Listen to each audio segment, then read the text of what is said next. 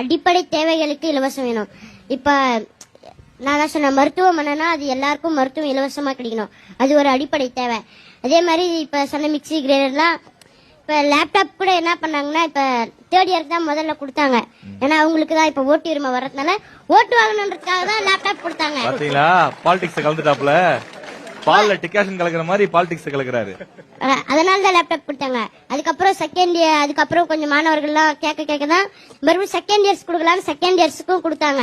Second இயர்ஸ்லயும் ஒரு சிலருக்கு வந்து ஓட்டு உரிமை இருக்கும், ஒரு சிலருக்கு இருக்காது.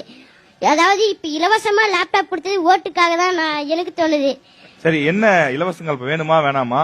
வேணும்னா என்னென்ன விஷயங்கள்லாம் பண்ணா ரொம்ப யூஸ்ஃபுல்? இப்ப வந்து ஃப்ரீ பஸ் விட்டுருக்காங்கன்னு சொன்னாங்க. இப்ப எடப்பாடி பழனிசாமி வந்து ஆண்களுக்கும் ஃப்ரீ பஸ் வரன்றாரு.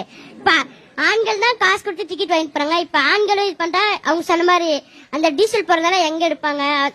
அவங்க வந்துட்டு எப்பவுமே பெண்களுக்கு மட்டும் குடுக்கறீங்க, ஆண்களுக்கு தரமாட்டேங்கிறீங்கன்னு கேட்கல.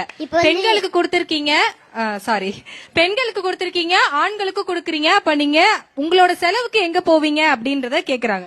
இப்ப அதனால வந்து ஃப்ரீ பஸ்னா அது வந்து டிக்கெட் விலையை கொஞ்சம் குறைச்சி தரலாம். அது மாதிரிதான் இப்ப அந்த ஃப்ரீ பஸ் இஷ்யூல நாமளே நிறைய நியூஸ்ல கேள்விப்பட்டிருக்கோம். அரசு பள்ளி மாணவி ஃப்ரீ பஸ் நிக்காத போயிடுச்சு, அந்த மாதிரி நிறைய கேள்விப்பட்டிருக்கோம். அதை ஈடுகட்டுறதுக்காக ஸ்கூட்டர் வாங்கி கொடுத்தாங்க, நிறைய கேள்வி பண்றோம். அதனால வந்து கொஞ்சம் விலையை குறைச்சி தரணும். அத்தியாவசிய தேவைகளுக்கு மட்டும் இலவசம் கொடுத்தா போதும்னு தோணுது. தம்பி சொல்றது நான் புரிஞ்சுக்கிறது என்னன்னா ஷாம், இலவசமா கொடுக்குறீங்க அது ஓகே, ஒரு பக்கம் இருக்கட்டும், வாழ்த்துக்கள், நல்லது. முதல்ல மாணவிகளுக்கு தேவையான அந்த கரெக்டா பஸ்ஸை நிறுத்தி, இப்ப போதுமான பஸ் இல்ல, கூட்டம் அதிகமாயிடுது, பஸ்ஸை கொண்டு போயிடுறாங்க. சில நிறுத்தங்களை நிறுத்தாமலே போயிடுறாங்க, ஏன்னா நிறுத்தினாலும் பஸ்ல ஏற முடியாது. அப்ப போதுமான பேருந்துகள் வேணும் அப்படிங்கிற கோரிக்கையும் இருக்கு. அப்படிதானே தம்பி? ஆமா.